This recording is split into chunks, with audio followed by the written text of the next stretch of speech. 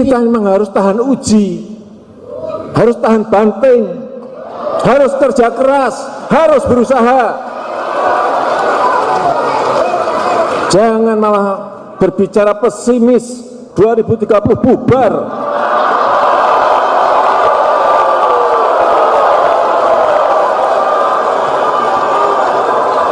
Pemimpin itu harus memberikan optimisme kepada rakyatnya.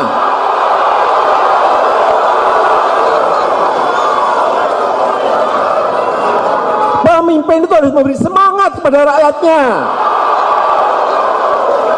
Meskipun tantangannya berat, meskipun tantangannya tidak gampang.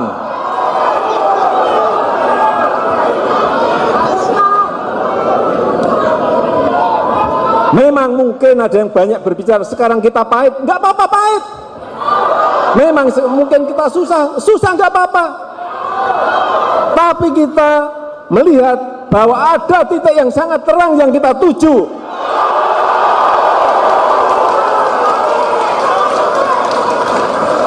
Nggak bisa kita bermanja-manja, nggak bisa kita bermalas-malasan dan menjadi negara kuat, nggak ada.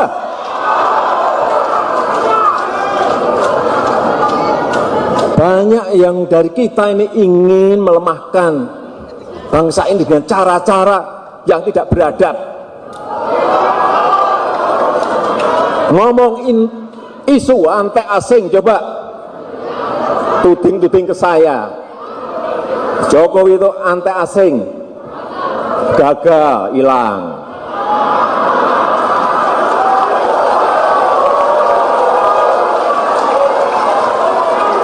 Ganti lagi, dia itu anti asing, gagal, hilang lagi. Ganti lagi, isu PKI. Iya enggak?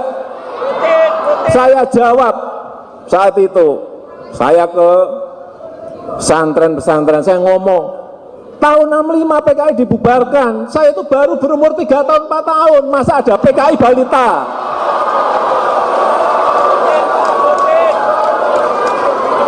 Saya baru umur 4 tahun, apa ada PKI balita? Ada gambar, coba lihat di medsos. Kayak gini nih, coba.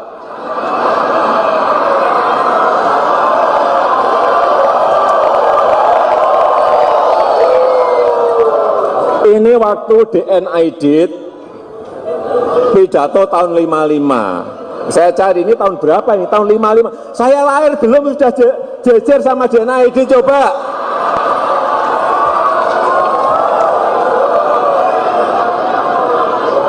Ini isu-isu apa-apaan, nggak beradab seperti itu.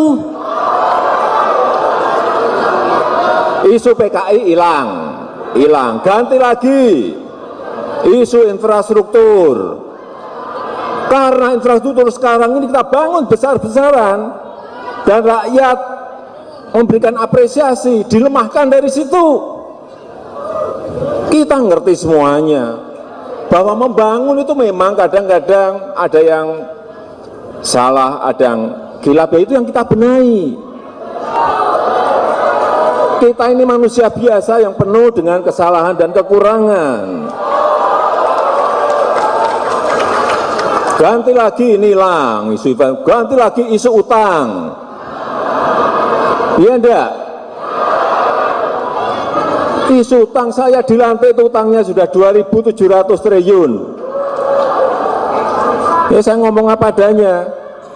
Bunganya setiap tahun 250 triliun. Kalau 4 tahun udah tambah 1.000.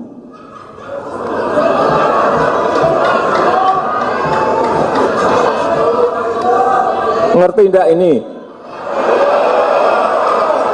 Supaya ngerti, jangan dipikir saya utang segede itu, enak aja.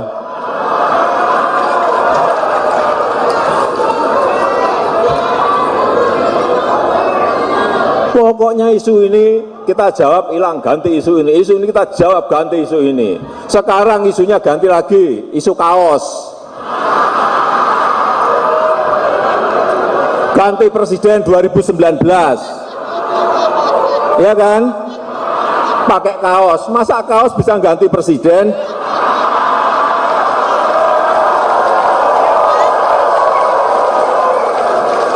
Yang bisa ganti presiden itu rakyat. Kalau rakyat itu mempunyai kehendak ya bisa, kalau rakyat nggak mau ya nggak bisa. Yang kedua ya ada kehendak dari Allah Subhanahu wa Ta'ala. Masa pakai kaos itu bisa ganti presiden? Nggak bisa.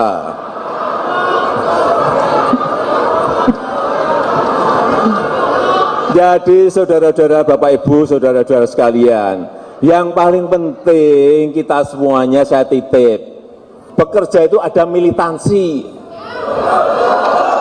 Ada militansi, benar-benar kita bekerja. Kita sebagai bangsa Indonesia itu kalau sudah ada yang nama militansi itu tenaga dalamnya keluar semuanya. Dulu kita punya apa sih? Waktu di Solo nggak punya apa-apa, pindah ke Jakarta punya apa sih? Orang kenal Jokowi nggak ada, seperti tadi yang diceritakan, nggak ada yang kenal. Iya enggak? Karena kekuatan tenaga dalam saudara-saudara itu keluar semuanya. Di Pilpres 2014 apa sih yang kita punya? Saya punya. Saya nggak punya logistik, nggak punya.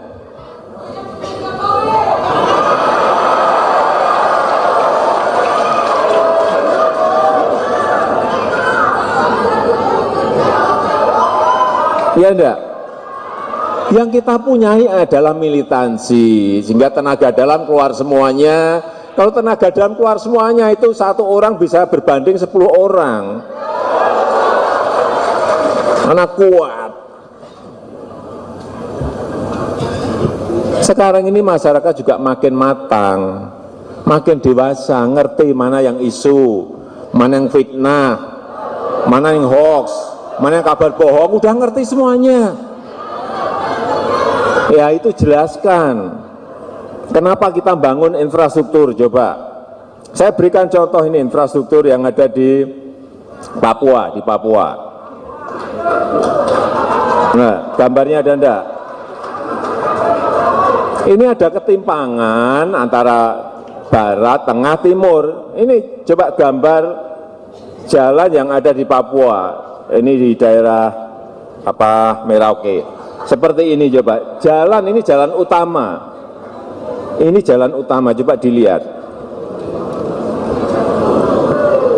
Kita yang di Jawa nggak ngerasain, yang di sana saya lihat coba. Ini jalan ini jalan. Ini jalan. Ya apa mau diterus-teruskan? Inilah yang selalu saya sampaikan, infrastruktur ini bukan hanya urusan ekonomi, tetapi juga urusan persatuan Indonesia.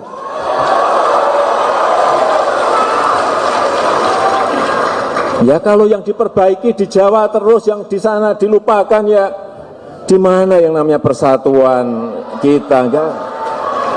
Coba kayak gini, gambar kayak gini. Ini yang kita bangun, hal-hal seperti ini. Ya bagus pasti.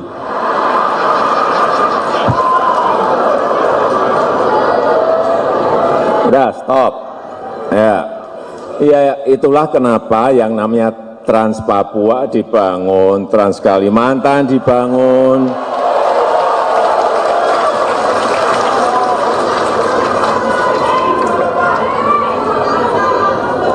Ini memang sebagian belum diaspal, karena ada yang menanya, Pak kok belum diaspal? Oh memang baru dibuka.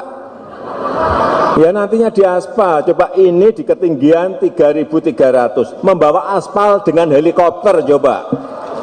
Stomnya dibawa dengan helikopter, dipreteli, betapa sangat sulitnya geografi yang ada di Papua. Tapi ya harus kita bangun karena itu menjadi bagian dari negara kesatuan Republik Indonesia.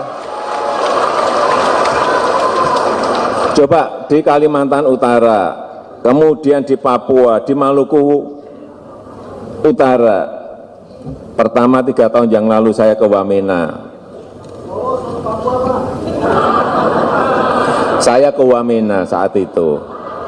Saya akan senangnya ngomong-ngomong dengan rakyat. Saya tanya, bensin di sini harganya berapa? 60.000. Kadang-kadang kalau pas cuaca nggak baik, 100.000.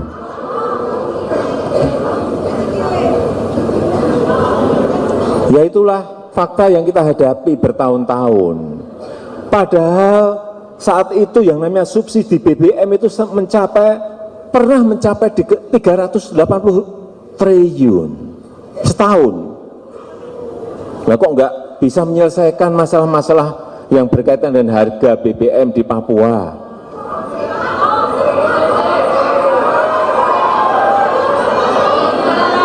Apa itu kok semangat banget sih?